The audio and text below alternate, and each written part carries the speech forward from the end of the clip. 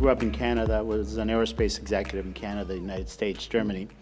I'm of Croatian background. We moved there 11 years ago with my American wife, and we have 5 kids there. So I have a vested interest in making that country work.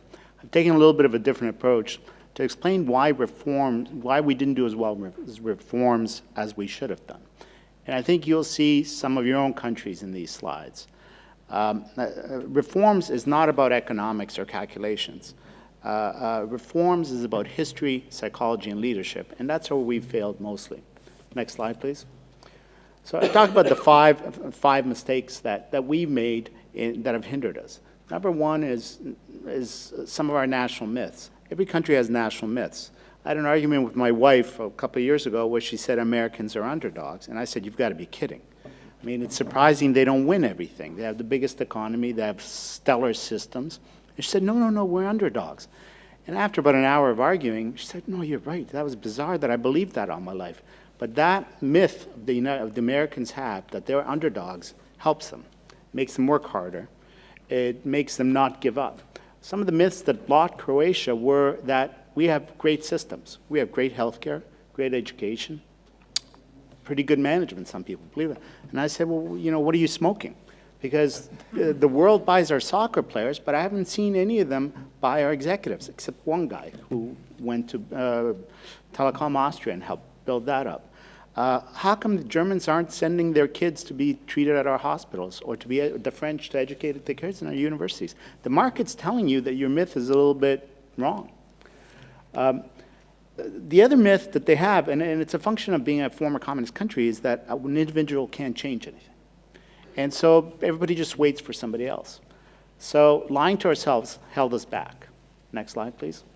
The other problem that held us back is there's a contempt in the intelligentsia, and I kind of hate that word, but it's popular in Europe, for business, sales, for the market, and for the West, in particular the United States in general. So this is kind of a caricature of a political leader, former one of the leaders against TTIP, until I destroyed her in a televised debate.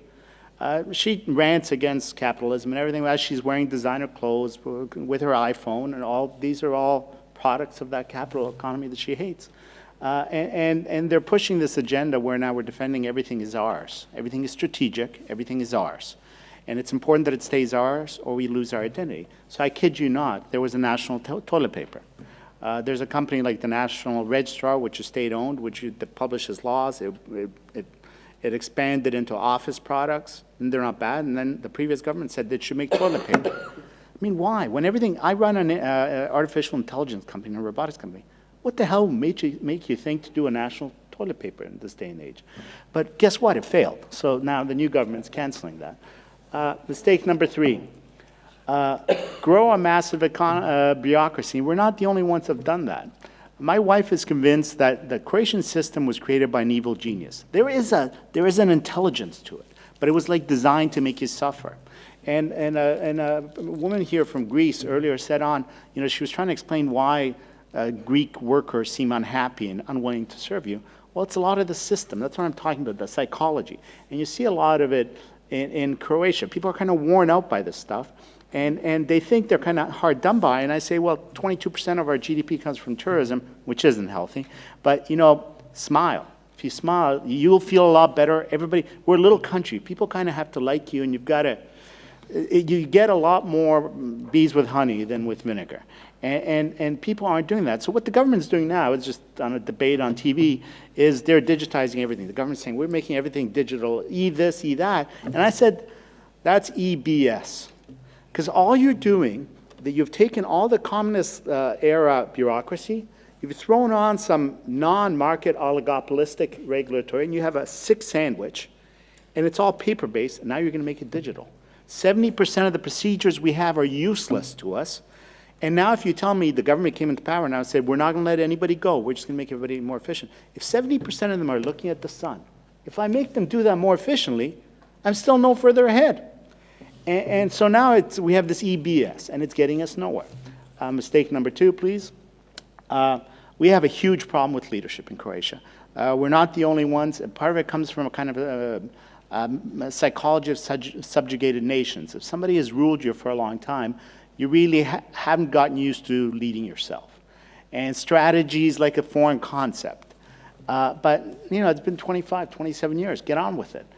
We've had, I put this, people must trust us. There was a woman who sat in the European Parliament, who was a member of the Social Democrats, who claimed she spoke English. And she was like, sounded like a dithering idiot in English. She could speak in Croatian. So she wrote out her speech as, you know, people must trust us. So she did it like that. And somebody interviewed her and it became a viral video because she sounded so stupid. Well, she sits on our Constitutional Court now. It was a deal between them and the Christian Democrats that she goes in. She's a lawyer by trade. I mean, this is one of our leaders. I'll give you another example. The Minister of Labor, I was just on TV debating him, and I said 71% of our second pension funds are invested in junk, Croatian bonds. And he laughed. I said, are you nuts? Why? These are people's pensions. And he said, they're not junk bond. The man from Raiffeisen Bank who runs the fund said, they're not junk bond. I said, that's not what the market says. But you have that kind of leadership. And then the results aren't surprising because I've done a lot of change management in my career. It's really tough. So you really have to kind of have a lot of fortitude and to wade through it, and we just haven't had that kind of leadership.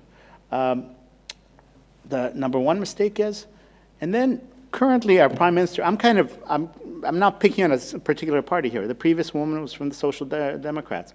The current Prime Minister is from the Christian Democrats, and it was one of the favorites of the People's Party Club in the European Parliament. Everybody says he wants to end up back here, and that's why he's not being a great Prime Minister. I mean, he's just been useless. There have been no reforms in 2 years. He's put everybody to sleep. And we were so far behind that you really needed somebody to step forward and act. And it hasn't happened. And they've lashed onto this word strategic. Everything's strategic. And if everything's strategic, nothing is strategic. And when you look at, turn to the next slide, please. How many more slides? I think 3. I'll finish within my time limit. Okay, everybody, yeah. If we could fix these things, size really doesn't matter. The ladies are right.